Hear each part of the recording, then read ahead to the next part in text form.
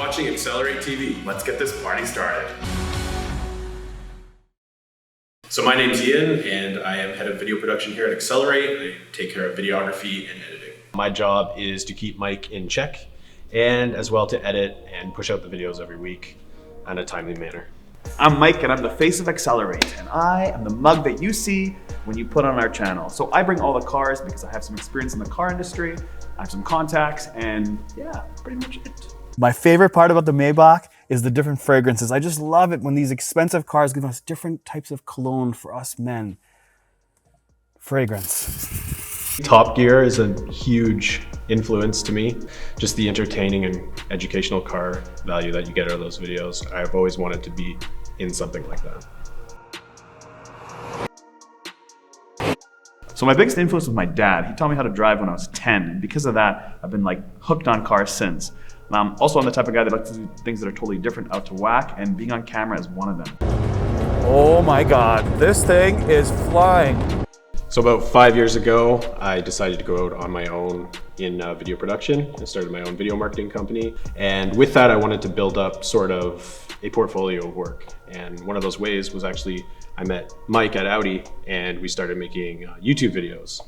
How do we get the cars? That is a really good question. So I built up a bit of a network in the car industry, and I contact them and I bug them every week, and I'm like, hey, give me a car. And that's how we get cars. I also bug buddies and friends and people randomly on the street, and I'm like, we need cars, we're out of cars. So I used to work at Audi for 15 years, and one of the things that would drive me crazy is when I sell a car and then people have to take delivery of it. So one of the ways to speed that process up was I filmed a walk around, and then I put it up on YouTube just for the customer to watch. So before they showed up, I would send them the link, they'd watch the video, and they came in, it would take 5 minutes to do the delivery as opposed to an hour and a half. So that saved me a ton of time.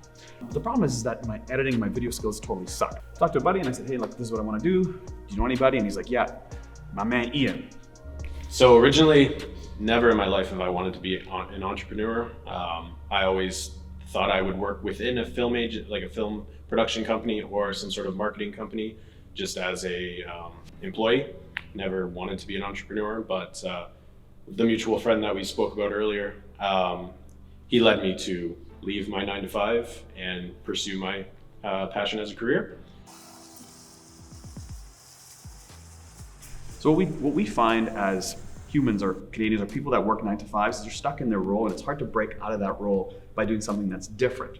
I've been an entrepreneur pretty much since I was like 17 in different ways. I always had a core job or core business that I did because somebody's got to pay the bills. And at Audi, I was the king. I was there for so long, so people would come in and ask me all these questions, or they came in and just bought a car. So I didn't spend a lot of time.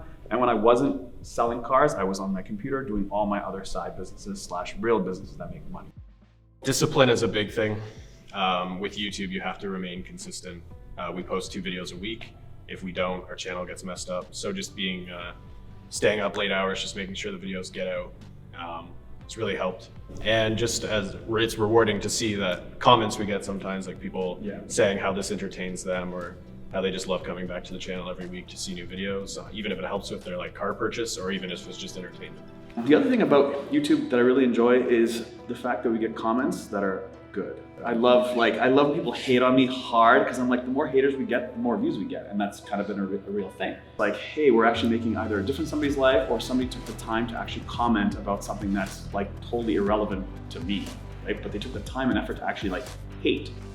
Some of the biggest challenges with Accelerate have been, obviously, like Micah said, getting cars first, but also just keeping motivation up. Putting hours and hours and hours of time into these videos, and they get 5,000 views sometimes. And like, I could have gone out and done client work in those hours and it could have been better, but this is the passion, right?